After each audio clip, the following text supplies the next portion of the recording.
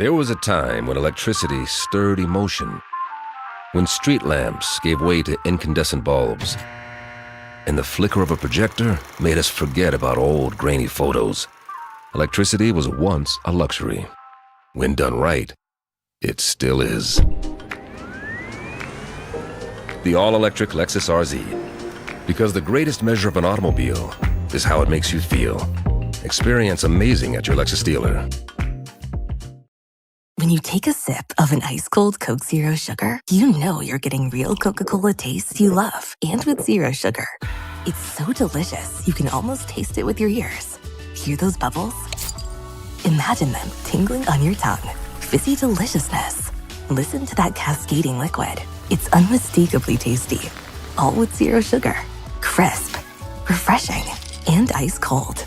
Ah, Coke Zero Sugar. Real Coca-Cola taste. Zero sugar. For the past 9 years, the NVIDIA AI podcast has chronicled the rise of artificial intelligence, told by the voices of the people creating it. With more than 275 interviews to date, we've covered everything from Deep Learning 101 to the Million GPU AI Factory. And we'll be here each week to discuss what comes next. Listen to the NVIDIA AI podcast wherever you get your podcasts.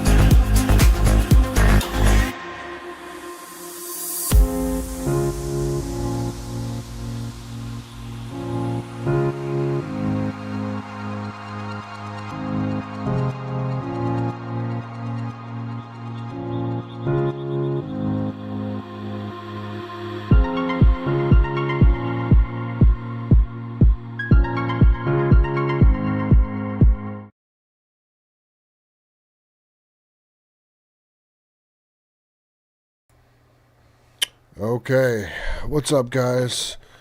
Man, it is already the Friday before Valentine's Day. Can you believe that? It's nuts, guys. So, my wife and I'll send you guys something on my story here soon. But I got her. She's really into Legos and stuff like that, and I got my wife one of those Lego rose sets. It's like pink. And I got her the real thing too. I got her a bouquet of roses as well. So she can build this bouquet of roses. They're pink. And she has the real thing while she's building it until it's done. So I'll post something in my story, a little bit about it later, show you guys about it. It's pretty cool. This is our 17th Valentine's Day together, which is hard to believe. If you guys follow my story, you guys know that my wife, Casey, talked to me almost every day when I was in Iraq. So, you know, Valentine's Day and our anniversary, those days are really important to me.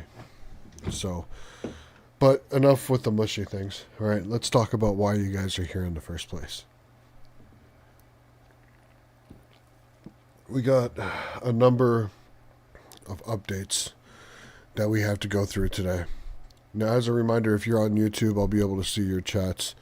On Instagram, I can see you guys scrolling, but I can't really read them. So if you guys want to interact with me, chat with me, swing over to my YouTube. On my the link is in my bio. I'll be able to actually see your chats there and interact with you. Okay, so just like last time, what we're going to be doing is that we're going to be talking about the top news stories of today. I'm going to play a few videos for you guys and give some commentary in the meantime. And then we're going to be talking about what the future is going to look like as far as the geopolitical situation in Iran. So let's get started. So the first thing that I want to talk to you guys about is the performance of Pam Bondi in the congressional hearing this week. Now, we talked about it yesterday, but I think it's important enough and it's historically relevant enough, and people that weren't here last time, we need to talk about it. So I did get two different sections in the video that we talked about last time, and we're going to talk about it. We're going to listen to it, and then hey, hi from Germany. Thank you, Frank. Shebby, good evening to you too. I appreciate you being here. Again, on YouTube I can see your guys' chats. On Instagram I can see you guys scrolling, but I can't really see it. So we're going to watch a couple of clips. I'm going to give you guys some reaction, and then we'll move on to the next story. So the Pam Bondi hearing. Here we go.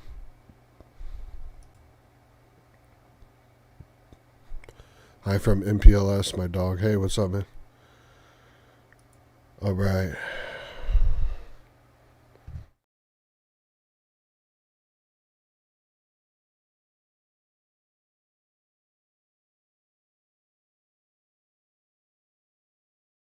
How much do you think the claims of these survivors are worth? As the good congressman from Kentucky just pointed out, there were lots of survivors who had decided, for reasons of their own, never to release their names. That determination was represented to people in Congress, and we built it into our federal law that their names could not be released, and yet you published their names, their phone numbers, their addresses, personally identifying information. If Donald Trump can get $10 billion theoretically from the Department of Justice, how much should these people get for a far worse violation of their privacy rights and a far greater danger established to them in their lives? Do you even know who Chase Mulligan is? You're so obsessed with, you don't, do you? I'm going to teach you the rules again. You're the Attorney General of the United States. We have rules here. You're obsessed with him. You're the Attorney General of the United States. With And the rules, obsessed with Donald Trump. You have Trump derangement syndrome. Mr. Chairman, I'd like my time Mulligan will be restored. I'd like my sentenced time next week restored. in your district. In your district, and you don't even know about it, about keeping children safe from online predators. Time belongs to the. So what did we just see there? The reason why she cannot answer the question in the affirmative or the negative is because if she answers the question in the affirmative, then her job is on the line from President Trump. If she answers the question in the negative, then she could be held liable by a future attorney general, and she could be prosecuted for lying to Congress. So you see what she's doing here is that she's not answering the question and instead pulling back and jabbing, basically. It's a tried and tested technique. So that's what you'll see throughout when her testimony is an avoidance to answer the question in the affirmative or in the negative. So let's continue. Gentleman from Maryland. Gentleman can proceed. Yeah, and I want the whole country to look at this, because this is the Attorney General of the United States whose job is law enforcement. We've never had a witness who has misunderstood our rules and been unable to conform his or her conduct to our rules before. We have only 5 minutes, and so we use our time to ask you specific questions. How long are you giving me to answer? Excuse me, I'm not yielding to you right now. I'd like that second restored too. So, Ms. Bondi, the way it works is we ask you a question and you answer it. And if you go off on a wild goose chase, another tangent, you start reading statistics or you start talking about stuff going on in our district. And by the way, I invite you to my district. Come to my district, but that's not what we're here to do today. Okay? So, and you do that, then we're allowed to say we reclaim our time. At that point, you have to be quiet. You have no choice. You have to be quiet. So I hope you understand the rule at this point. Now, do you see the anger in her eyes? Some of the people that I've been seeing on TikTok and Instagram have been reviewing this, and there have been people that have been claiming to be psychologists, and I have not independently confirmed this. But people are analyzing this, and they're detecting rage and anger in the background, and people are asking why she has this much rage, and I think it's because she probably knows that she's lied to Congress already. So let's continue. here's what I want to ask you. You're in law enforcement. We've seen all kinds of evidence of crimes. And when we go over to the Department of Justice for the 4 computers for every member of Congress, we see more evidence of crimes. Will you create a joint task force of the Department of Justice and governors and state attorney generals and district attorneys across the country to investigate the crimes that have taken place against these victims and more than 1,000 like them? The DOJ is not doing its job. Will you create a task force with state and local law enforcement to make that happen? Gentlelady can respond if she wants to. Thank you, Chairman. He called Chase Mulligan a wild goose chase and didn't even know who he was. He is a defendant in your own district who preyed on girls. Mr. Chairman. Well, you know what? If he were part of the Epstein investigation, you wouldn't do anything about it. Online chat rooms and committed sextortion. Yet he didn't even know. Exactly what I was talking about before. A direct question about the task force on the Epstein files, and she will not answer the question directly. She will not answer the question directly. know in your tiny little district who he Mr. Chairman, was? she's embarrassing you. He's about to be This is your committee, and she is embarrassing Shame you. on you. I used to say, if I hear AI. Okay. And next, we'll talk through this one, and then we'll give a little bit of a summary on what I think is going to happen next. You sit here and you attack the president, and I am not going to have it. I'm not going to put up with it. You know, all they want to do, the American people need to know this. They are talking about Epstein today. This has been around since the Obama administration. This administration released over 3 million pages of documents, over 3 million, and Donald Trump signed that law to release all of those documents. He is the most transparent president in the nation's history. And none of them asked Merrick Garland over the last 4 years one word about Jeffrey Epstein. How ironic is that? You know why? Because Donald Trump, the Dow right now is over, the Dow is over $50,000. I don't know why you're laughing. You're a great stock trader, as I hear, Raskin. The Dow is over 50,000 right now. The S&P at almost 7,000. And the NASDAQ smashing records. Americans' 401ks and retirement savings are booming. That's what we should be talking about. We should be talking about making Americans safe. We should be talking about, what does a Dow have to do with anything? That's what they just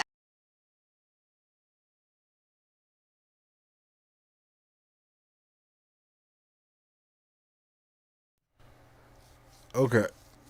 So, hey, so I'm going to go through some of these comments on YouTube real quick and collect my thoughts. Because every time I see that, my blood pressure goes up. All right. Oh, my God. I can't watch these actors sometimes. Deflection, Unhinged. You're right.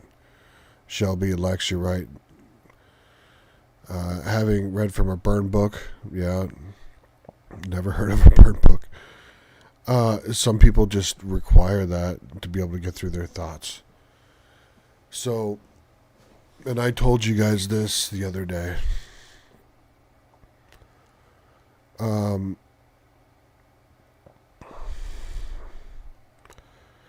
You can tell in the way that somebody carries themselves and their actions if pure evil actually does exist.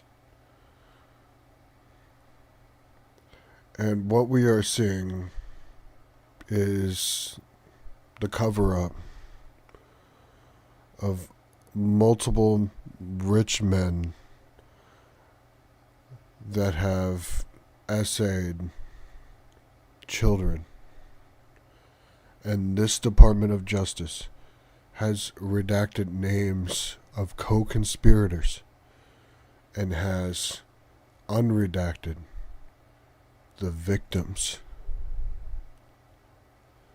It wasn't until Ro Khanna and Thomas Massie went down to the Department of Justice and saw the unredacted files themselves and read those names on the House floor that they had to unredact those names. But then again, on another file, and Thomas Massie pointed this out, I showed you guys this yesterday, an entire list of victims, except for one, was blocked out. And the rest of them was unblocked out.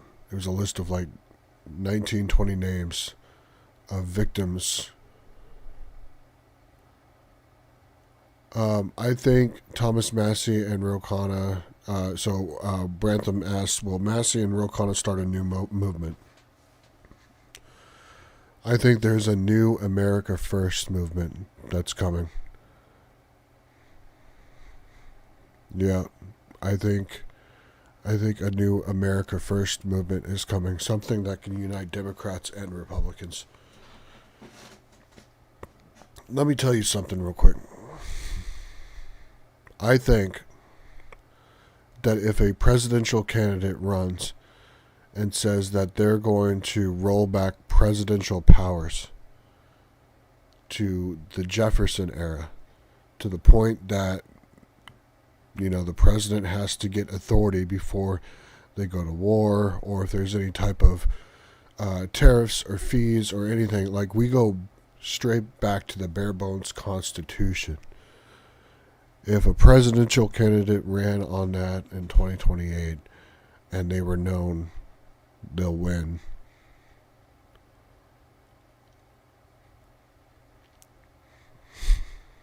I think a Democrat and a Republican, or a Republican and a Democrat, whichever one, if they run as president and vice president as a unifying ticket, and they come out and they say, we're going to put out term limits and we're going to make some adjustments here, we're going to roll back presidential powers, we're going to do all of these things, like basically make sure that the executive order can't be used in a way that pushes total policy without congressional. You know what I mean? So that's just some of my thoughts. So there is an election coming up. People have asked me, have I thought about endorsing any candidates yet, and I haven't. I have to look at a lot more of the field that's coming out. Especially as the presidential election starts kicking off here soon after the midterms. I'll be taking a look, and I'll be giving you guys my thoughts through the entire system. So, there's big political news that's going to be coming in the next couple of months as well. Okay, so second story of the evening. A second aircraft carrier strike group is heading to the Middle East.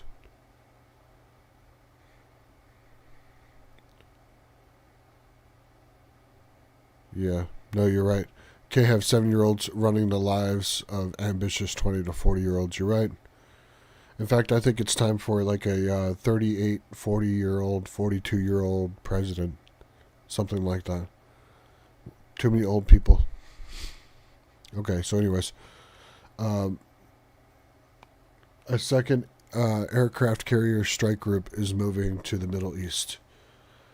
The USS Gerald R. Ford, which was off the coast of Venezuela. And now it is steaming towards the Middle East. So what does that mean?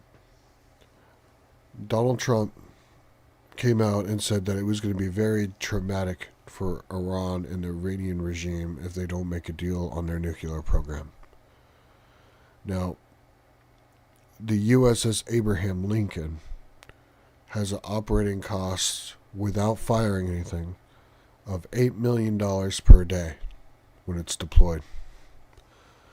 The USS Gerald R. Ford is larger than the Abraham Lincoln, so its operating cost is going to go up, and now that's being moved into position. So my question is that would we really be sending all of these assets into the region if our end goal is peace? My thoughts is that the U.S. and Iran has to show their individual allies that they're trying. Yeah, $8 million a day, Lex. Yeah, for the USS Abraham Lincoln Carrier Strike Group alone. Yeah. So, the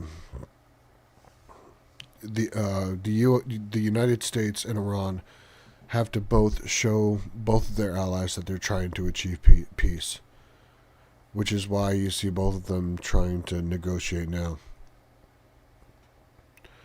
But I am sure that is not going to happen.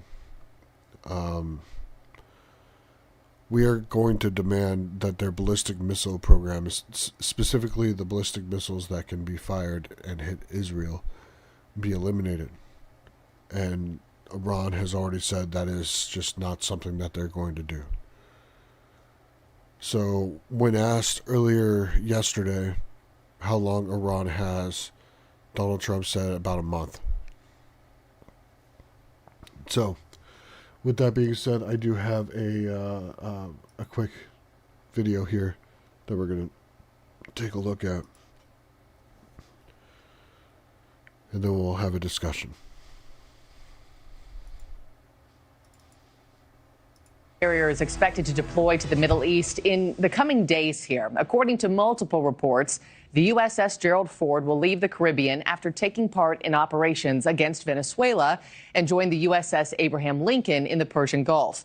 The buildup in the Middle East comes as the U.S. negotiates with Iran about its nuclear program and potential strikes against Iran if those talks do not work out. News Nation's Robert Sherman is covering the possible deployment from Rome for us. Robert, when could this second carrier arrive in the region, you think? Yeah, it's going to have to make the journey across the Atlantic, Marky, so it still could be a little bit of time. But you see the pieces moving here.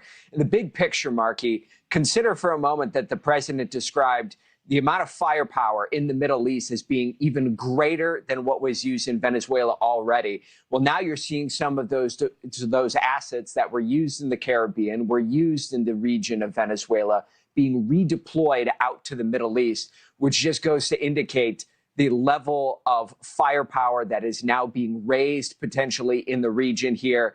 And that would mean that the USS Gerald R. Ford would be joining already the USS Abraham Lincoln. You look at some of the assets that it carries and brings with it here, whether it's the F-18s or whether it is the Seahawks, over 4,000 sailors aboard. It is a massive movement when it comes to just one single ship. Now, that being said, Marky, the president is keeping in step with what he has been saying, in which is that he wants to see negotiations continuing. But meanwhile, you have images such as these that have been coming out of Iran, which give indications it is a very volatile scene. Armed militias on the streets firing heavy weapons, protests and demonstrations continue. The president says he does want those talks to carry on, but if they fall through, if Iran does not back away, he's prepared to use some of this firepower that he's moved to the region. Take a listen. We have to make a deal, otherwise it's going to be very traumatic. Very traumatic. I don't want that to happen, but we have to make a deal. They should have made a deal the first time, and they got Midnight Hammer instead. And this will be very traumatic for Iran if they don't make a deal. Those comments from the president coming directly on the heels of his meeting with Prime Minister Benjamin Netanyahu of Israel in Washington, D.C., where we know very publicly atop the docket of conversation was Iran. The prime minister came out of that meeting saying he's still not convinced Iran is serious about making a legitimate deal with the United States. Nevertheless, the president wants the conversations to continue. Tehran says they're open to having more talks, with the White House saying they remain optimistic that a deal can be struck sometime within the next month. That gives you a bit of an indication of the timeline here, Marky. We'll see where this heads next. Robert Sherman live in Rome for us.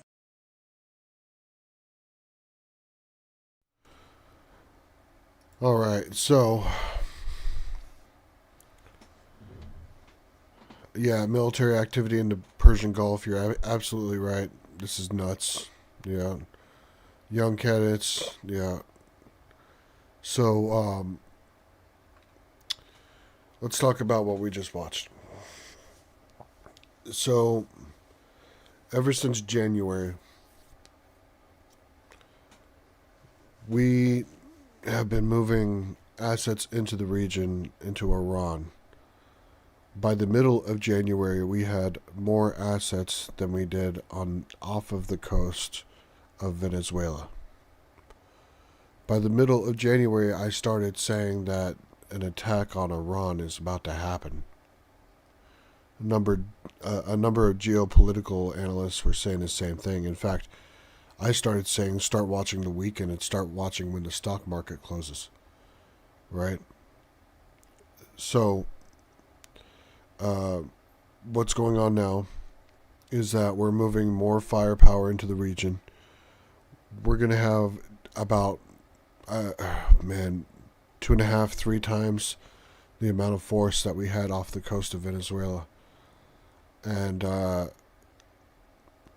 we're demanding that Iran give up its nuclear program and its ballistic missile program. And I don't think both of those are going to happen.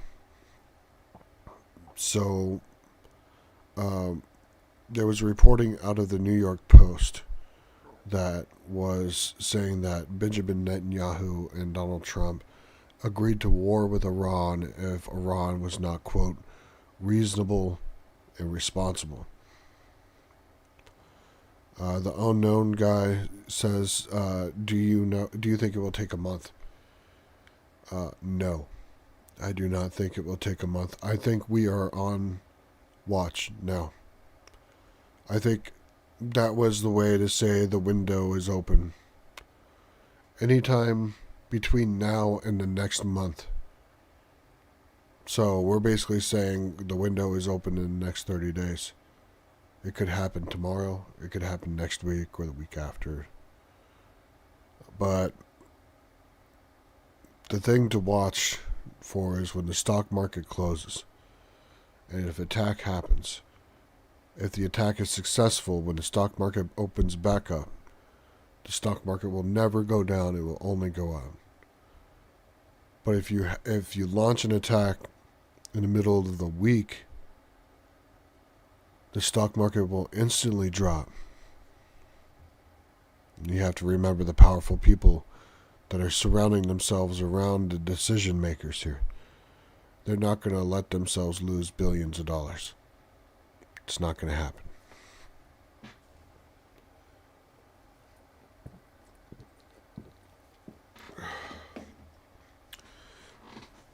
Every Friday starting at 5 p.m. for the next 4 weeks. Every Friday starting at 5 p.m. Eastern Time for the next 4 weeks is when a window opens for the weekend. That's exactly what we're going to be looking for. So, let's move on to the next one. So just as a reminder, it's been a while since I said something about it, but the people on Instagram that you guys are coming through, I can see your chats, but I can't really read them that far because my phone's up there. But if you go to my bio, the link to my YouTube is there, and you can come to my YouTube channel. And if you put a chat in the YouTube channel, then I can see that there. But I can't see the can't see Instagram because I'm old. Just a couple of days ago, I got back. About a week ago, I got back from Iraq 17 years ago. That's nuts. How many people have done anything for 17 years? I'm old. Okay. Let's go to the next thing. The next story for tonight is that 2 ICE officers have been are under investigation for perjury, and they face federal charges. This is tied to 2 migrants. Thank you. I appreciate that. Thank you, guys. I was there for 6 months. Oh, yeah. I always follow geopolitical analysts. Thank you for following me from India, the unknown guy. Yeah, I appreciate that. So this is in regards to 2 separate migrant shootings.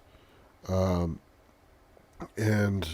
the ICE officers submitted written testimony, and then they testified in front of a impaneled grand jury, and the video evidence clearly disproved what they were testifying to.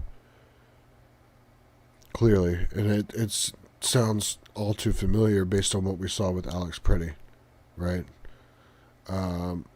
So what is going on now is that these 2 officers have been placed on administrative leave They're facing federal charges for lying about the shooting. So we're going to take a look at a story first about the two officers, and then we're going to talk about Kristi Noem. Okay? So again, if you guys on Instagram want to watch what we're watching here on YouTube, swing over to YouTube. You'll be able to watch the video. Until then, you guys will just hear it. So, here we go. With a stunning admission, Acting ICE Director Todd Lyons says agents involved in a January 14th shooting in Minneapolis appear to have made untruthful statements and are now on administrative leave. DHS initially claiming the officers were conducting a targeted traffic stop when a suspect fled the scene, crashed his car, and tried to evade arrest. They further claimed that the suspect violently attacked an officer, hitting him with a shovel or broomstick. Now it appears those claims may be untrue. In his statement, Lyons added that the officers may face termination of employment as well as potential criminal prosecution. Our immigration reporter Armando Garcia joins me now for more. An extraordinary statement. Tell us what happened, Armando.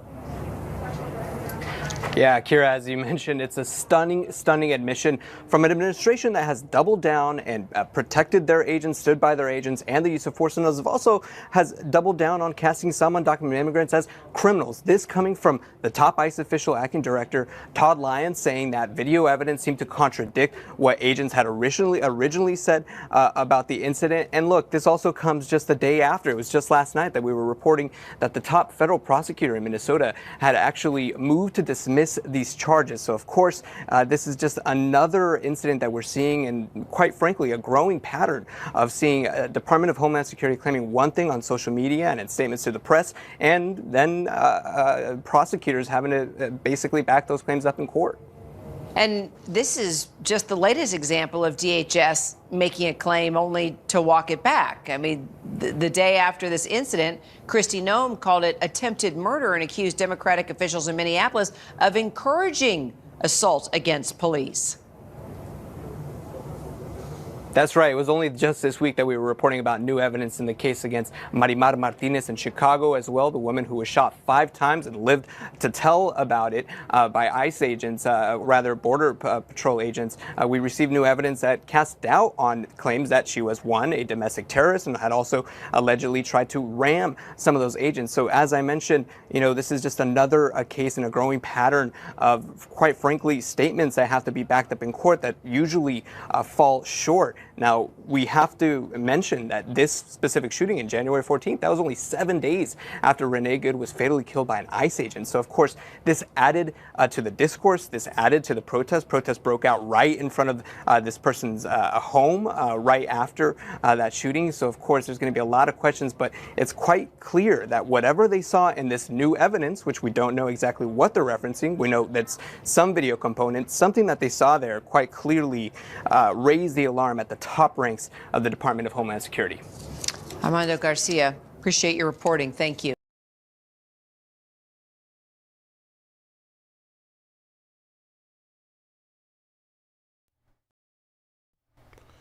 Yeah, that's crazy. So one of the first things that they teach you in any type of scenario, when you are making any type of statement, whether it's military or police, is that if you make a false statement, especially in front of an impaneled grand jury, that you could be held accountable for perjury. Now, if they fired the weapon and then they lied about that weapon, or the firing about that weapon, then you have to ask, are they now culpable for second-degree murder? Could it be first-degree murder if there was precognition beforehand? If they had a second to think about it. If you had a moment to think about it, then it can be considered premeditated, right? So if you're lying about the shooting, it's not good. It's not good. It's not good across the board. Now, that one woman that lived, she's going to have a civil rights case on her hands. They're going to be able to use these court findings for future cases as well. whenever this department comes back and says, we have this, their credibility is going to be given based on prior actions, and now these actions are going to reflect on the entire organization. So, in the before times, 5 years ago, a complaint in the middle of court that somebody was roughed up, it would be given some merit, but maybe not a lot of weight. But nowadays, after some of these instances that have been proven, they've been going through court and the court of public opinion, it's going to be, a lot of these judges are going to give more weight to these claims. Yeah, what else are they lying about, Sauce, right? So, so there's that. Last story for tonight. The Wall Street Journal reports that Kristi Noem is having an affair. And let's see, who is the affair with? Let's see if I have notes here. Corey Lewandowski.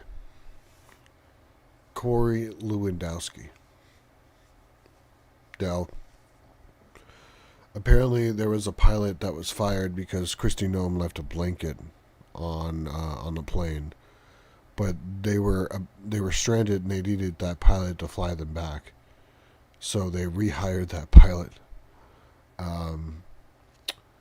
So let's take a look at this one, and then we'll talk about it. A pilot was reportedly fired for not transferring Homeland Security Secretary Kristi Noem's blanket from one plane to another.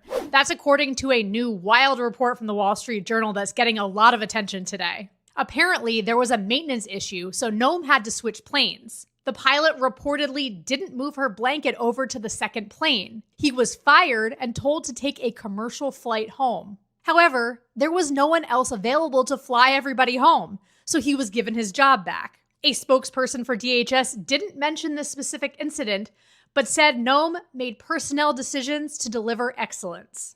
The Journal described what they dubbed the constant chaos under Noem's leadership. For example, Noem was also reportedly irked by Trump's border czar, Tom Homan. They say if she saw Homan on TV, she berated her staff and made them track TV appearances to make sure she was on more than he was. For what it's worth, a DHS spokesperson also denied this. Noem is reportedly very aware of her personal brand and stardom in the role. It's really worth reading this full Wall Street Journal reporting. I'm Kate Martell, and I write the Hill's 1230 Report newsletter. For more of today's news and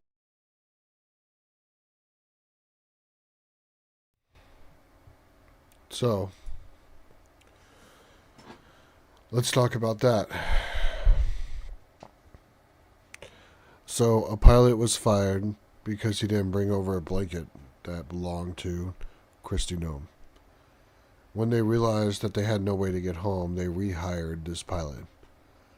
Why did they move from one plane to the other? It is alleged from internal people, apparently, that Kristi Noem and Corey Lewandowski is having some kind of fling, and this blanket apparently was one of the signs that this was happening. That's why she freaked out. Now, Kristi Noem and Corey Lewandowski are both married. Can't make this shit up. So,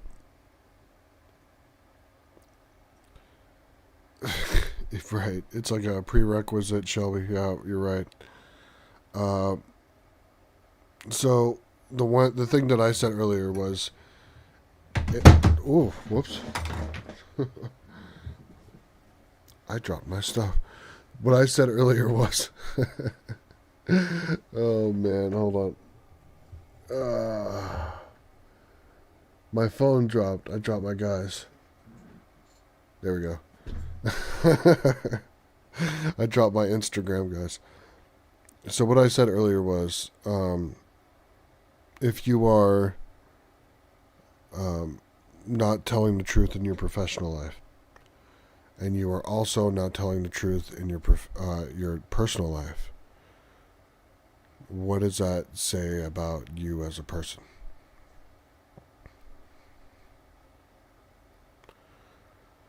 You know, integrity is one of those morals that they teach you as young as, 17, 18, 19 years old if you join the military.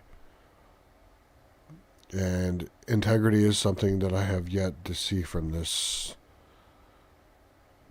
department, the Attorney General, just about everything that's going on here, especially with the Epstein files. Why are you protecting people like this? It's messed up, man. Vivek Ramaswamy for president? I don't know. I have to hear his message if he decides to toss his hat in. To tell you the truth, I really want Thomas Massey to run, and I really want him to I want a joint ticket. I want a Republican and I want a Democrat. I want two centrists that are really close in ideology to run together. That's what I want. I hope it happens. And I hope they roll back presidential powers to the point where it's supposed to be. That's what I hope happens. So, that's basically, the stories that's going on right now. Do you guys have any questions for me? Here, let me bring up my Instagram here after I drop my guys here. Let's see here. Ro Khanna and Thomas Massey, that'd be cool. Yeah. A lot of people are thinking that way. So you see how close I have to get to be able to see who's in here. That's why I say you guys would have to come to the YouTube. What'd you miss? Whole bunch of stuff. But the video is going to be available on YouTube as well. What's up, big dog? Hey, love from Taos. When are we bombing Iran? So we just talked about that. The clock is on for the next 4 weeks. So that's what's going on now. Good to know. Yeah. Okay. So this is what we're going to do, guys. Whoa, I did it again. Oh, man. I need one of these stands right here so I don't drop my shit all the time. There we go. So this is what we're going to do. I'm going to have another video out tomorrow. If anything happens with Iran or if we have any type of breaking news or anything like that, then I will go live again. But if not, then I hope you guys have a great President's Day weekend. It's a 3-day weekend for those who have the day off. So enjoy it, and I'll see you next time, guys. So I'll be on chat on YouTube for a little bit as we go out here. So again, I really do appreciate you guys for watching, and thanks for being here on every video. It's awesome to be able to see you guys, and it's good to be able to talk to you guys. It helps a lot. So thanks a lot, guys. I love you.